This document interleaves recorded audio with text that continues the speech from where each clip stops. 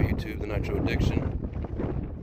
We have the Novarrosi Rex Legend 28.8 underneath a heat warmer, or engine heater, sorry. We are running the 51021, the 41001. This will be the very first time this has been fired up. I have done 4 heat cycles with the heat gun. Got up to about 2, some cases 220. Then I put it down completely. Do that again. So I've done that 4 times. And there's 100 different break-in methods out there. Everybody does it differently. I don't know. It seems to have good reviews on doing it this way, so I'm gonna try it. But so I'm running the Byron's 30%, 9% oil. I was trying to get the 11. Hobby store didn't have any more of the 11% oil. So what I'm going to do is just try and keep it as rich as possible, and either keep the engine heater on it, not plugged in, or I even brought a sock to try and keep the heat in. But I mean, it's just about 60 degrees Fahrenheit out here today, so excuse me. I shouldn't have too many problems with keeping it up to temp. But see, I'm not going to have the whole break-in process on camera, just little bits here and there. Probably do the first startup of it. Hopefully, if everything goes well.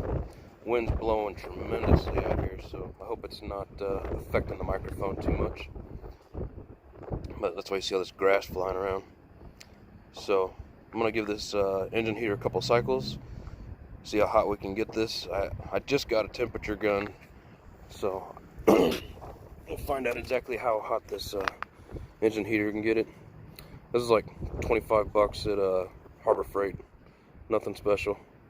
Seems to work pretty good though. I have no idea how accurate these things are. So it's showing 156 on the 160 on the engine heater itself. Down here in the block, still 57, 60. But like I said, we're gonna do a couple cycles. See just how warm we can get this. Can't tell. Was that 61? So, all right. We'll be back when we're ready to fire it up.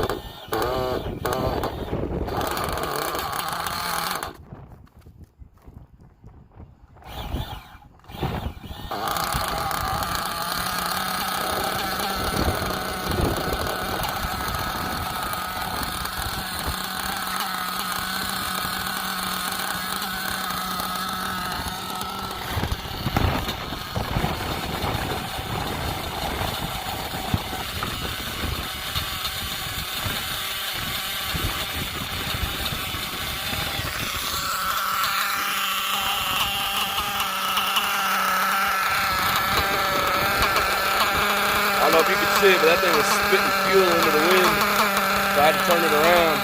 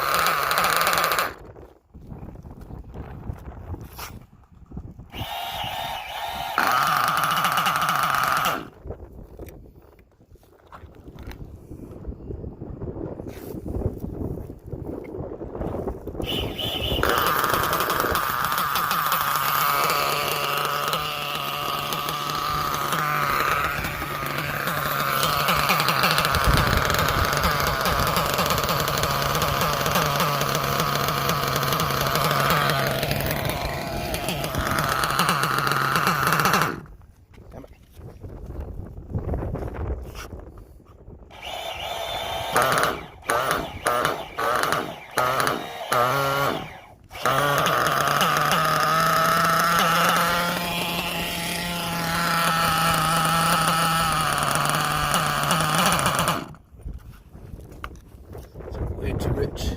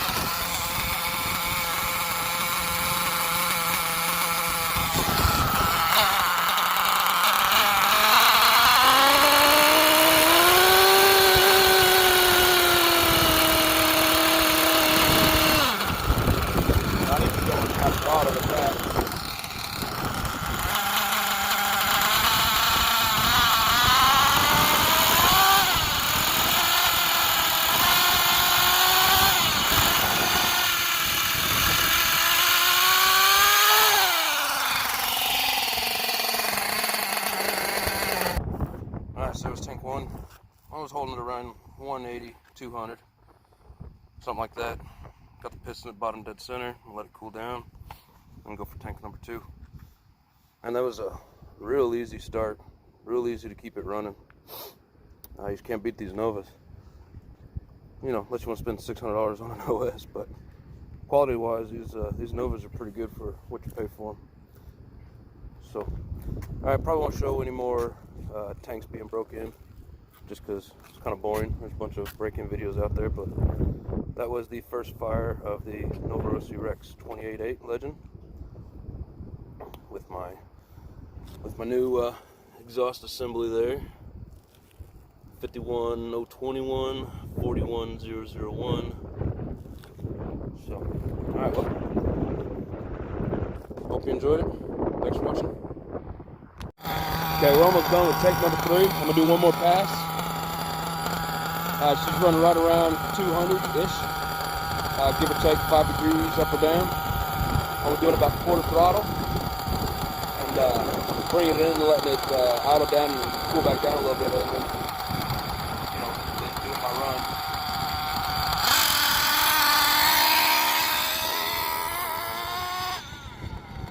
Like I said, about quarter throttle is all I'm giving it. Cannot wait till this thing is ready to rip. Idle sound great on it.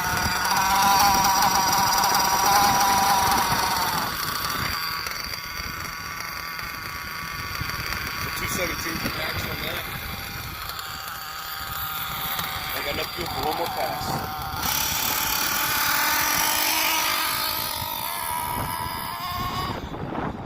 Again, not even going over quarter throttle. But maintaining that temp, that sock to hold the heat in, and then adjusting the wheels on it.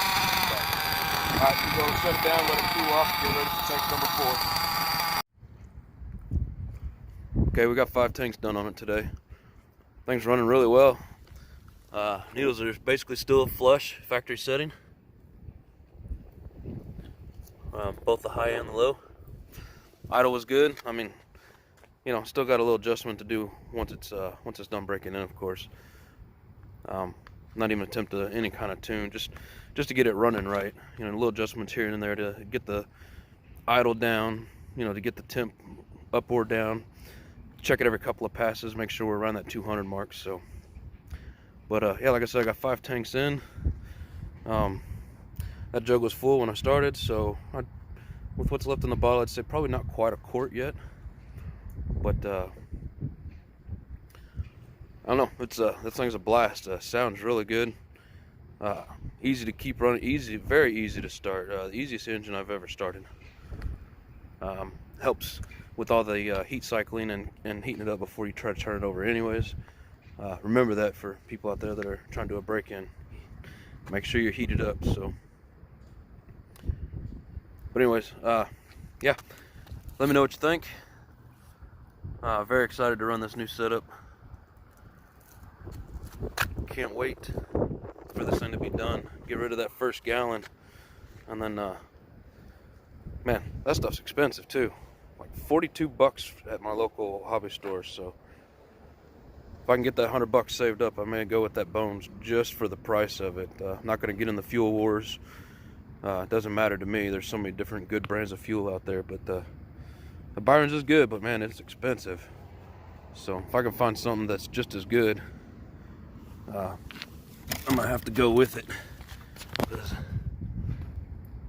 That right there makes it hard to participate in this hobby, but still much funner than electric. So I'm definitely not doing the electric scene. I have a couple, but they bore me. So this right here, this is what's fun to me. Not hating on electric. Just this is what I prefer.